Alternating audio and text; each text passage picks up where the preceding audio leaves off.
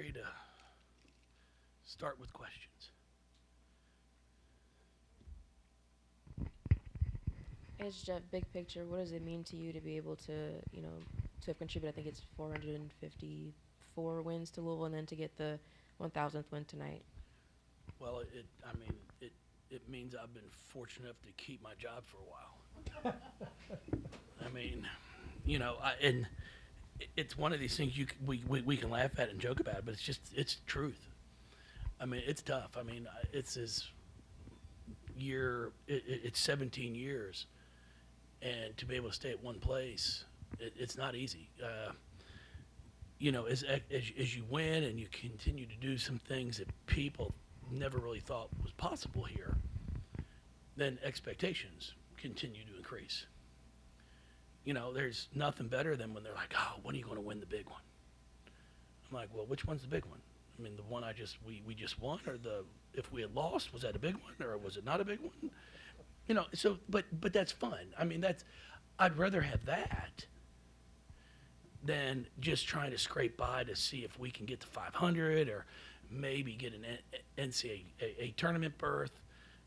So it's been fun. It's been a lot of fun. It's hard work, especially now with the portal and NIL. It's changed the entire landscape of not just of women's basketball, but all college sports.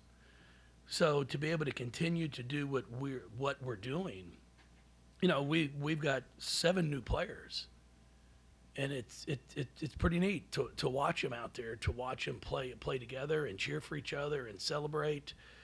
And I personally don't think we've come close to playing as good as we can. I've got to do everything I can to get Sid back on track and feeling comfortable out there. Because right now she's just not, she's not sure what's a good shot, what's a bad shot, and that's on me. I've got to make sure she understands, because she can shoot the basketball, she can be a scoring threat for us. She had 4 assists tonight and only two turnovers. Had 4 boards, which I thought was great, and now I've just got to get her to know what a good shot is. Because if she can get back playing at how she did at UMass and scoring the basketball, it's just going to give us another score.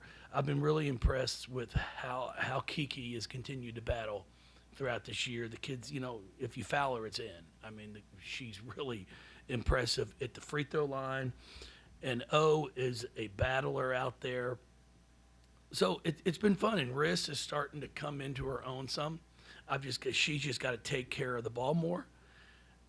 Overall, it's pretty exciting. I mean, I think we have a chance, and I really don't believe we've come close to playing as well as we can.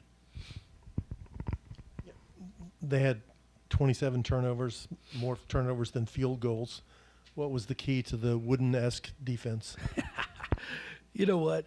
It's pretty. I mean, it was pretty impressive because we didn't press. We tried one possession and they ran right by us for a layup, which was a concern there starting the game because we were not getting back in transition. And then finally, when we slowed the ball up and we got them into a half-court game, we did a great job of following a scout report. Coach Jay did a great job of putting a scout in place. I thought we were in gaps. We pressured the ball, made them put it on the floor. And then we were there and help. I mean, I think we took 4 or 5 charges, and I know in the fourth quarter there, I think we took 2 in a row or 3 in a row. And those are big plays. And I thought we did a really nice job of not letting them shoot the 3 in rhythm because they had been shooting the 3 well. So we did a really nice job of making them have to possibly sidestep to shoot it. It wasn't just a pass and catch. And that's because I thought our ball pressure was really good, which then affects the pass that's being made. I guess going off of that, do you feel like you guys took a step defensively in what you want to see from them? Yeah, I was really pleased. I thought we did a really nice job of contesting shots. You take out the first quarter where they're 7 for 15 from the field. And then after that, if we can keep a team in the mid-30s, for our group right now, I'm happy with that. And that's exactly what we did. And for us, again, we shot 42%. And you take out the fourth quarter where we were just awful. Um, you know, we shot over close to 50% through three quarters. And as I've told our kids, we make shots. When we get good shots, we shoot a high percentage. We turned it over 7 times. We had more turnovers in the fourth quarter than we had shot attempts.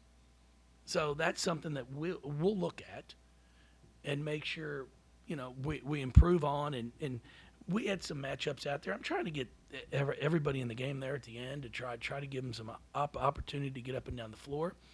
But the hard thing is you're playing a team that's got as much talent as Duke has, and it's not like they're putting in 5 at the end of the bench that are just freshmen and they're just trying to get some playing time themselves.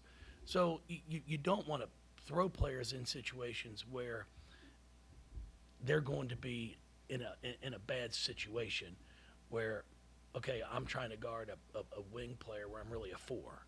So for us, I was trying to get everybody out there, and then we had some matchups that weren't good for us. Had some kids playing some spots they normally don't play. But overall, just really, really pleased with the performance tonight. And this league's as good as it's been, top to bottom. If you just look at the scores from tonight, I mean, Boston College beats Miami at home. Pitt was down 20 in the first quarter, comes back and takes a lead in the fourth quarter and gets beat by 6 or 7. Just it's impressive. Wake, I think, lost by 8 at home to Virginia Tech. You've got to come prepared to play every single night, and that's for a lot of our new ones. That's new. It's new. There isn't someone that you're just going to be like, okay, everybody's going to get a chance to play. Everybody's going to get 18 minutes because the league is better. I guess just kind of going off of that, I asked players also ask you, do you feel like there's a sense of urgency within them knowing that this is the kind of league that you guys are going to play in or are playing in? Yeah, no, I mean, we talked about that before the game started. I mean, we have to have urgency on every possession. I think that's the challenge for us right now. It's not just every game. Every possession, there has to be urgency in it. Even on the jump ball, I about lost my shit. I mean, the ball bounces twice, and not one player on our team is on the floor diving for the ball. And I'm like, boy, that's a great way to start. That's urgency. And that's what I got to get them to understand. We all look at each other. Are you going to get it? Should I get it? Like, somebody dive after the ball. And then I thought we got much better as things went on. We came up with a lot of 50-50 balls. We got our hands on a lot of balls. Came up with some big steals there in the third quarter when we really extended the lead. But you got to have urgency every possession if you want to be really, really good. And we're sitting here right now 2-0 in the league. We've got our bye on Sunday, so to give us a chance, we'll practice tomorrow, just do some shooting, try to watch some film, go through some things on Saturday, take off on Sunday and Monday, and then prepare for Pitt Tuesday and Wednesday, and go up there and play Thursday. And a huge game. I mean, it's a team that we play twice, and every time we've played at Pitt, it's been a rock fight. I mean, they're really tough at home, and the way they played today, it shows that. And then we come back on Sunday a week, and it's Wake Forest here at home. So you've got to figure out a way to continue to steal a couple on the road, and then you've got to take care of business at home.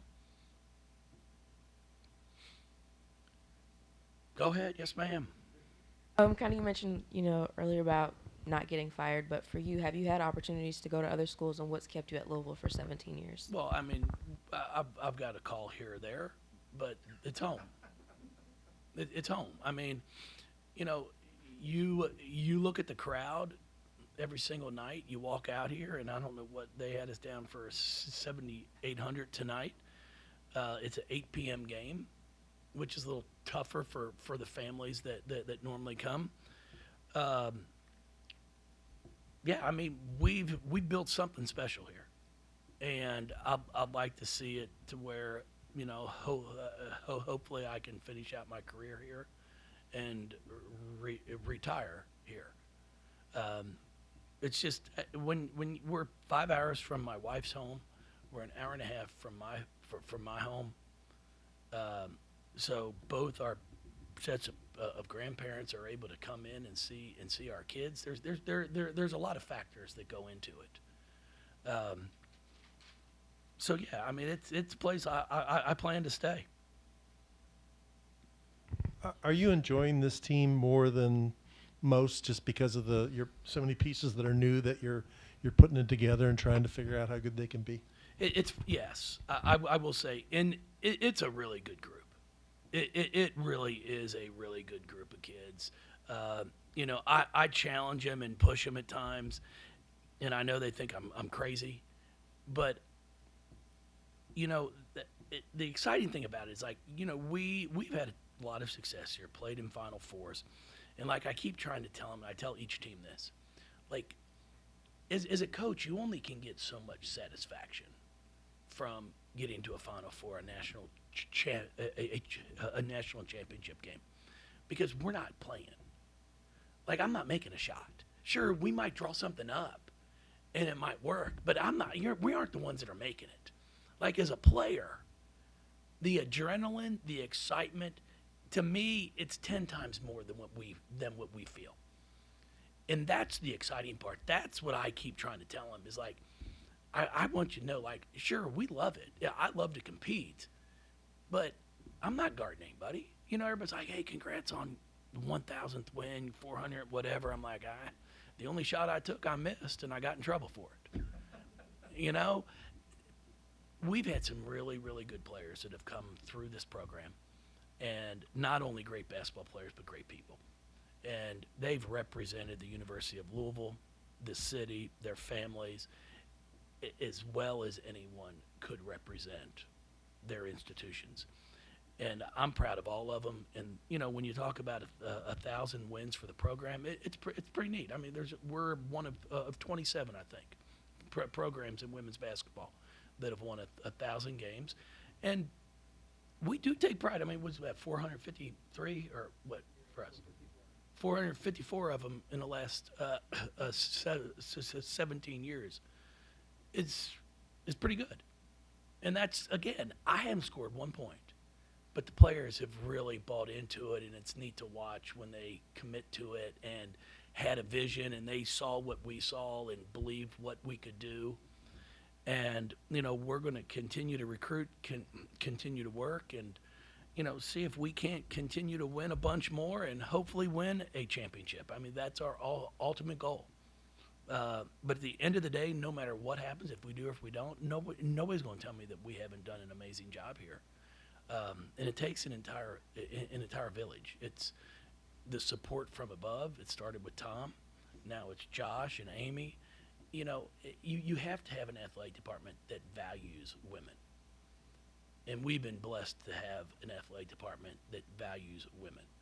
And it's not just women's basketball. It's volleyball, it's softball, it's track and field, it's swimming, it's lacrosse, soccer. It's all of them. And I think our athletes feel that also. And that's what's special about it. Because, especially now in the day of social media, there's nothing you can hide. They put everything out. Where 15, 18 years ago when I first got here, when we took our charter flights, we took a 33-seat prop plane, which I was jumping up and down. I was happy as could be. I mean, every once in a while, I'd have to go out and jump on the propeller to start it. But it's okay. And the men would be rolling in the 737. But we don't have 6'10". I don't have 7-footers. So our 33-seat plane was fine. When we played at UConn, we'd have to stop in West Virginia. When Twitter to refuel. When Twitter first came out, I'm calling Monique Reed out here, and she'll be mad. But I mean, I'll never forget. We landed in West Virginia, had to refuel, and she tweeted out when it first started. She's like, "Great to be back home." And then as we came to a stop, I said, Mo, we ain't home yet. But now we travel the same way the men travel, you know, and we're just fortunate to have, like I said, to have an athletic department that truly appreciates all of our sports here.